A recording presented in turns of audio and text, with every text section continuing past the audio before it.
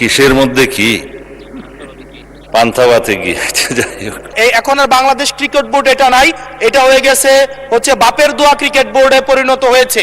এতদিন পর্যন্ত শুনতাম মায়ের দোয়া পরিবহন আছে, আজকে মাননীয় সদস্যের কল্যাণে দেখলাম বাপের দোয়া কমিটিও আছে। জুলাই গণ অভ্যুত্থানে অংশগ্রহণকারীদের সুরক্ষা ও দায় নির্ধারণের লক্ষ্যে আনিত একটি বিল, জুলাই গণ অভ্যুত্থান সুরক্ষা ও দায় নির্ধারণ বিল 2026 মহান সংসদ উত্থাপনের জন্য অনুমতি প্রার্থনা করছি। মাননীয় সদস্যবৃন্দ উত্থাপনের আপত্তি জানিয়েছেন হাসনাত আব্দুল্লাহ, কুমিল্লা 4। মাননীয় স্পিকার, প্রবলেমের জায়গাটা যেটা সেটা হচ্ছে সংকীর্ণ ও ব্যক্তিগত স্বার্থে যে ধরনের সংগঠিত হত্যাকাণ্ড হয়েছে সেটাকে কে ডিফাইন করবে, সেটাকে কিন্তু ডিফাইন করবে এই আইন অনুযায়ী জাতীয় মানবাধিকার কমিশন। অর্থাৎ এই ইনডেমনিটিটা জাতীয় মানবাধিকার কমিশনের উপরে নির্ভর করবে। এবার এই জাতীয় মানবাধিকার কমিশনের যে অধ্যাদেশ সেটা কিন্তু ইতিমধ্যে ল্যাপস করে দেওয়ার প্রস্তাব দেওয়া হয়েছে। এখন এই জাতীয় মানবাধিকার কমিশনটা এটা যে 2009 সালের অনুযায়ী যদি চলে তাহলে সেটা কিন্তু পুরোপুরি সরকার নিয়ন্ত্রিত একটা মানবাধিকার কমিশন। যে মানবাধিকার কমিশন বিরোধী দল ও মতকে দমনের জন্য ব্যবহার করা হয়েছে, ভিকটিম ব্লেমিং এর জন্য ব্যবহার করা হয়েছে, যেই মানবাধিকার কমিশন গুম খুনের বৈধতা উৎপাদন করা হয়েছে। মাননীয় স্পিকার, এই মানবাধিকার কমিশনকে যদি আমরা মন্ত্রণালয়ের অধীনে রাখি এবং ওই মানবাধিকার কমিশনের মধ্য দিয়েই যদি আমরা জুলাই গণ অভ্যুত্থানের এই কার্যক্রমগুলোকে বিচারের এবং নিরীক্ষণের দায়িত্ব দেওয়া হয়, সেক্ষেত্রে এই নিরীক্ষণ কিন্তু প্রশ্নবিদ্ধ হবে। এছাড়াও আমরা যদি দেখি সাংবিধানিক প্রতিষ্ঠানগুলোকে যেভাবে নগ্নভাবে দলীয়করণ করা হচ্ছে, ইতিমধ্যে বাংলাদেশ ব্যাংকে যেভাবে দখল করা হয়েছে, যেভাবে বিসিবিকে যেভাবে এই এখন আর বাংলাদেশ ক্রিকেট বোর্ড এটা নাই, এটা হয়ে গেছে হচ্ছে বাপের দোয়া ক্রিকেট বোর্ডে পরিণত হয়েছে, যেভাবে দখল করা হয়েছে বাপের দোয়া ক্রিকেট বোর্ড। এবং আমি যখন এই জায়গায় কথা বলছি ঠিক এই মুহূর্তে 28 জন বিচারককে মাননীয় স্পিকার তাদেরকে শোকজ দেওয়া হয়েছে। তাদের ব্যক্তিগত তাদের চ্যাট গ্রুপে তারা হচ্ছে তাদের মতামত প্রকাশ করার কারণে বিচারকদের হচ্ছে মাননীয় স্পিকার শোকজ দেওয়া হয়েছে। এই বাস্তবতায় আমরা এই গণ অভ্যুত্থান পরবর্তী সময়ে যদি জাতীয় মানবাধিকার কমিশনকে একটা মন্ত্রণালয়ের অধীনে রাখি, স্বরাষ্ট্র মন্ত্রণালয়ের অধীনে রাখি, তাদের মাধ্যমে আমরা নিরপেক্ষ কোনো ধরনের অনুসন্ধান আমরা কতটা পাবো সেটা নিয়ে কিন্তু আমরা সন্দিহান। মাননীয় স্পিকার, আপনাকে ধন্যবাদ।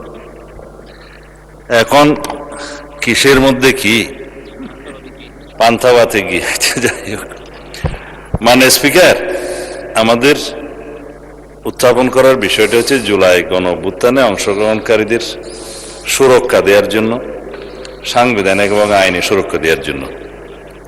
সেটা জাতীয় দাবিতে পরিণত হয়েছে, জুলাই যোদ্ধাদের দাবি ছিল।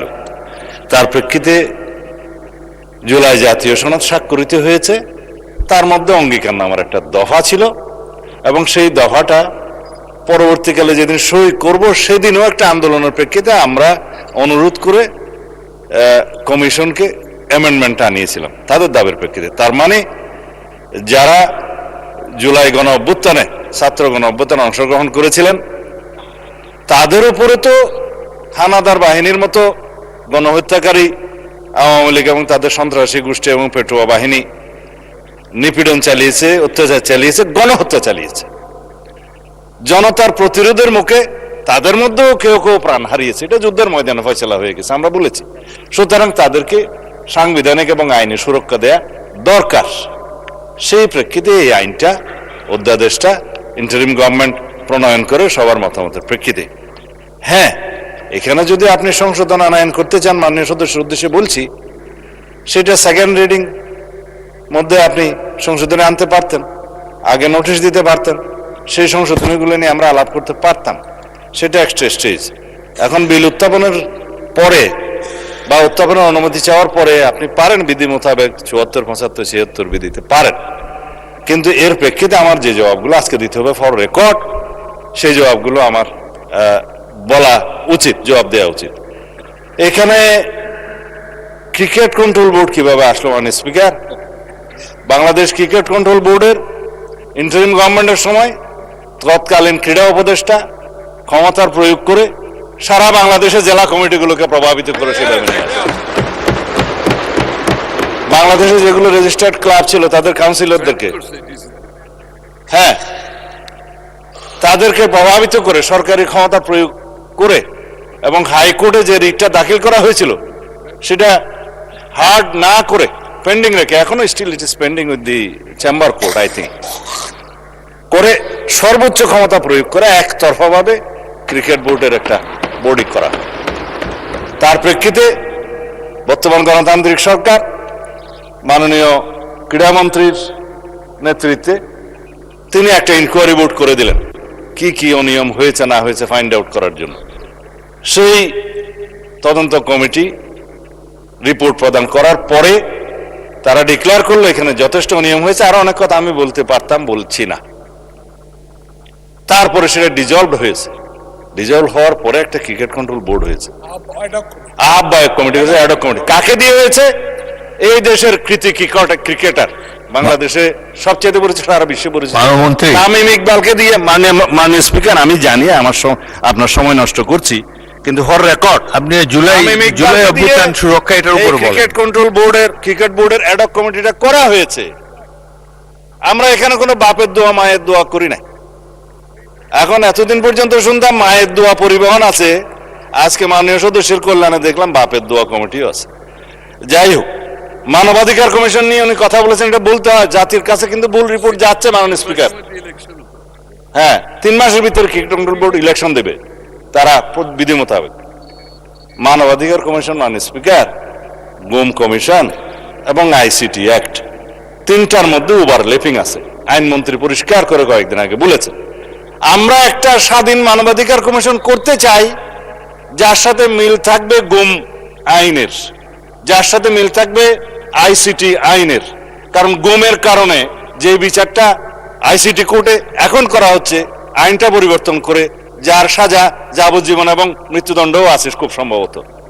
ইনভেস্টিগেটিং এজেন্সি তাদের আছে, প্রসিকিউশন টিম আছে, তদন্ত টিম আছে। তারা প্রসিকিউশন যখন একটা চার্জশিট দাখিল করে, ওরা বলা হয় ফ্রেমিং অফ দি চার্জের আগে ফর্মাল চার্জ দাখিল করে। এই ফর্মাল চার্জ দাখিল করার পরে ইভেন সেই ইলেকশন করার জন্য আর উপযুক্ত থাকে না। এই শক্তিশালী আইনটার সাথে ম্যাচিং না করে আরো কম সাজার বিধান করে একটা টেম্পোরারি তদন্ত করার একটা দায়িত্ব মানবাধিকার কমিশনকে দিয়ে 1-1.5 বছর সময় বিনষ্ট হবে। তার চাইতে যিনি ভিকটিম, গুমের ভিকটিম, সরাসরি যদি আইসিটি অ্যাক্টে মামলা দায়ের করতে পারে, সেখানে তদন্ত হবে, তদন্তের জন্য আলাদা অর্গান আছে, প্রসিকিউশন টিম আছে, সেইটা ম্যাচিং না করে একটা গত ইন্টারিম গভর্নমেন্ট একটা, আমি বলবো, বালখিল্যপনা একটা আইন করে দিয়েছে। এবং সেটার সাথে মানবাধিকার কমিশনের একটা সিমিলারিটিস থাকবে। স্ট্রং মানবাধিকার কমিশন আমরা করতে চাই। এখন যে মানবাধিকার কমিশনকে যে সমস্ত ক্ষমতা দেয়া হয়েছে, তার সাথে স্টেক হোল্ডারদের আলাপ আলোচনা ছিল না। স্টেক হোল্ডারদের সাথে আলাপ আলোচনা করতে হবে। We have a health tax problem, বাংলাদেশে এলজিবিটিকিউর প্রবলেম আছে। আমাদের সামাজিক এবং অর্থনৈতিক এবং ধার্মিক সমস্ত কালচারকে মিলিয়ে তারপরে আমরা এই দেশের উপযোগী আন্তর্জাতিক মানসম্পন্ন ইনশাআল্লাহ মানবাধিকার কমিশন বিল আমরা এখানে আনবো, সেটা আমাদের কমিটমেন্ট। তার সাথে এগুলো বাধা দেওয়ার কিছু নেই। বিশ্ববিদ্যালয় এবং বাংলাদেশ ব্যাংক দখল কারা করেছিল মাননীয় স্পিকার ইন্টারিম গভর্নমেন্টের সময়, সেটা এই দেশের মানুষ জানে। বাংলাদেশ ব্যাংক কাদের নেতৃত্বে কিভাবে বাংলাদেশের অর্থনৈতিক নৈরাজ্য সৃষ্টি করেছে। আমরা মনে করেছিলাম বাংলাদেশের অর্থনীতিটা পুনরুদ্ধার করার জন্য তারা কাজ করবে, বিপরীত করেছে। আমরা এখন সাফার করছি। আর বিশ্ববিদ্যালয়, সমস্ত বিশ্ববিদ্যালয়ের ভাইস চ্যান্সেলর সহ অন্যান্যদেরকে কারা নিয়ন্ত্রণে নিয়েছিল মানুষ, এগুলো আমরা বলতে চাই না। এই ফ্যাসাদে আমরা যেতে চাই না। যাই হোক মাননীয় স্পিকার, আমি বিল উত্থাপন করতেছি যদি আপনি অনুমতি দেন। ধন্যবাদ মাননীয় স্পিকার। মাননীয় সদস্যবৃন্দ, সংসদের সামনে প্রশ্ন হচ্ছে, জুলাই গণ অভ্যুত্থান সুরক্ষা ও দায় নির্ধারণ বিল 2026 উত্থাপনের অনুমতি প্রদান করা হোক। যারা এই প্রশ্নের পক্ষে আছেন তারা হ্যাঁ বলুন, যারা এর বিপক্ষে রয়েছেন তারা না বলুন। আমার মনে হয় হ্যাঁ জয়যুক্ত হয়েছে, হ্যাঁ জয়যুক্ত হয়েছে, হ্যাঁ জয়যুক্ত হয়েছে। অতএব বিলটি উত্থাপনের অনুমতি দেওয়া হলো।